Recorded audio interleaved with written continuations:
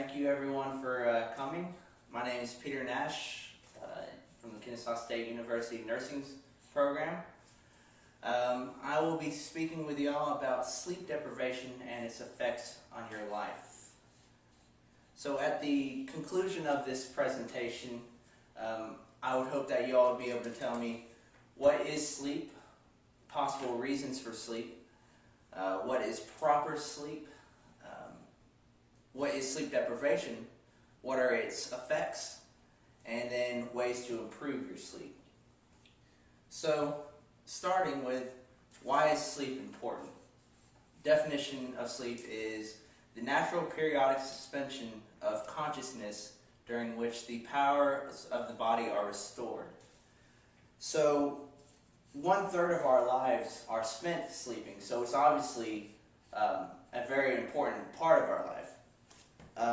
People like to brag about how they are able to run on 2 to 3 hours of sleep the night before, which is kind of silly because there are a few things that are essential to life. Food, water, air, and one of them, sleep.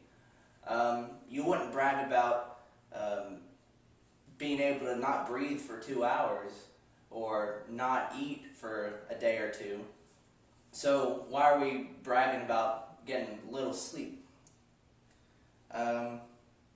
So there's no definitive answers in the research to exactly why sleep is important.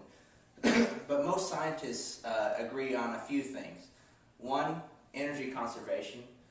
We can't be running 24 hours a day. We need to sort of consolidate energy because energy is a precious resource and it's valuable. So we don't want to be using it all day long. Second, memory consolidation. The idea being that your brain can't process everything that's going on in the day fully. So during sleep, you can sort of think of your brain like a secretary or a receptionist or something, and then your life being someone who is carrying a stack of papers, and a stack of papers represents events and facts and things that happen throughout the day. And so your life drops those facts of papers in front of the secretary, and the secretary has to go through all those papers and decide, oh, I don't need to know that, or this is important, let me hold on to that. And that's sort of what your brain is doing while you're sleeping, sort of organizing the facts that happen throughout the day. And then lastly, tissue repair. Most of your healing, like when you're injured, happens while you're asleep. Daytime is spent, your energy is diverted towards other areas where looking for food or doing tasks, whereas while you're sleeping, it's all diverted towards tissue repair. When you're sleeping, blood flow is actually diverted towards the areas of the body that are injured or need repair or restoration. So what kind of sleep is the right kind of sleep? Are you waking up refreshed and ready for the day? If not, then you're probably not getting a good night's sleep. So how much is the right amount of sleep? It really depends. For most people, it's 7 to 8 hours. That's pretty much the standard. That's what you're taught in your early years. Some people actually require 9 to 10 hours of sleep a night. And then there's a very select few that can run on 4 to 5 legitimately. We call those short sleepers. But that is a very select few. There's actually more people who think they can run on 4 to 5 hours than actually can. So there's a wide range of there. So sleep deprivation only applies to having impaired function due to sleepiness. 6 hours for the 4 to 5 hour person might be pretty nice, but for the 9 to 10 person, they might be feeling pretty crappy.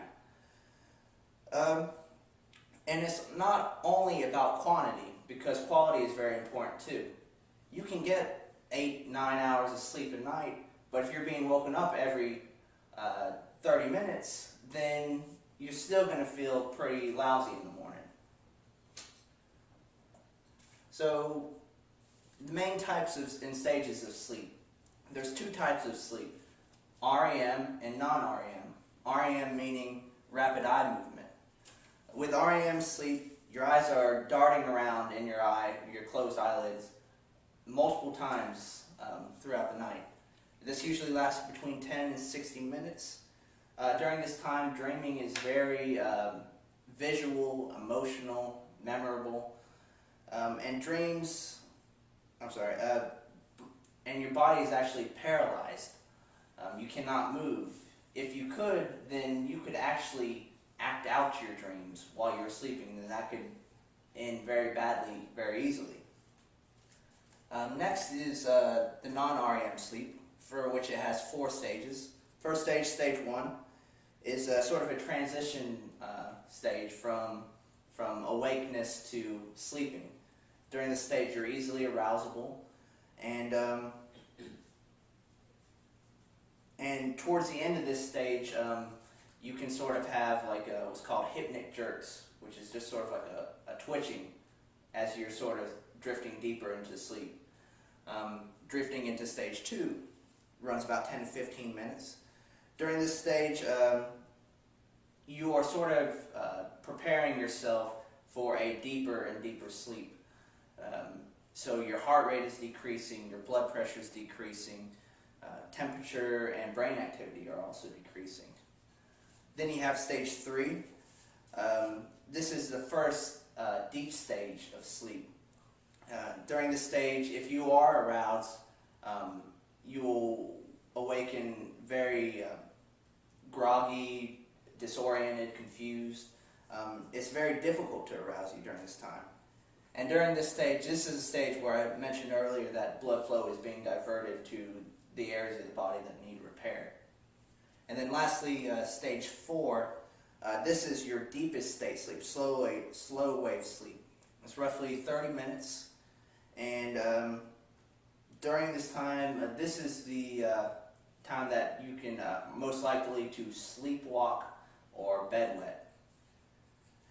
And you may be looking at this and thinking, well, that only adds up to, roughly 2 hours or so. Well, the thing is that you actually cycle through these stages multiple times, 4 or 5 times throughout the night. You actually go 1, 2, 3, 4, and then you repeat back 2, 3, and then go into rapid eye movement. And then you start the whole process over again.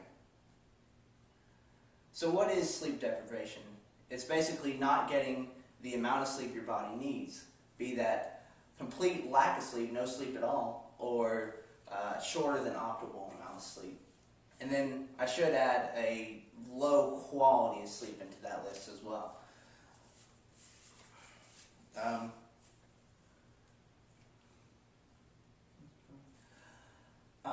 So what causes sleep deprivation? Most often it's voluntary actions, sleep disorders, stress, physical and mental health, and then substance abuse. The most common cause is actually work-related issues. So, so the stress from work sort of follows you home and then into your bed and while you're sleeping, and so you're sort of dwelling in that stress as you're trying to go to sleep. And that's what causes you to sort of stay awake, which can also lead to sleep disorders. Who is at risk for sleep deprivation?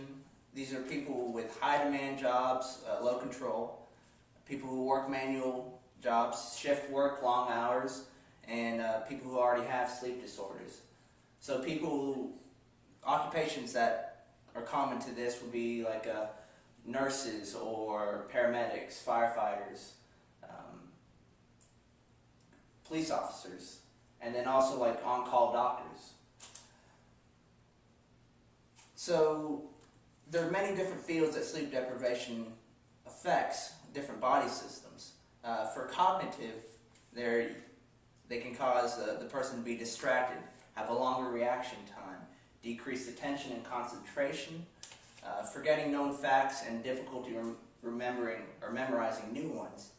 And then they might cause mistakes or omissions, Drowsiness, irritability, which can also be mood swings.